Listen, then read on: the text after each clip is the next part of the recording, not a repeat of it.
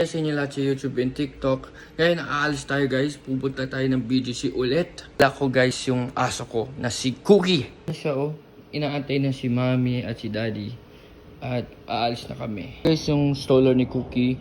Para pupunta tayo sa mall. Para pasok tayo sa department store. Sa lahat. Ito tayo guys sa Michikoshi ulit. Sobrang ganda pa rin ang place na ito. Ito na guys si Cookie, enjoy na enjoy siya, nakasama siya. After namin maglakad ay kumain muna kami sa Michikoshi. Every time makakapagpumunta ko sa isang mall sa BGC, ay napakaganda ang water show nila dito at sulit-sulit ka kapag napanood mo ito. After ko manood ng fountain ay umuwi na ako agad.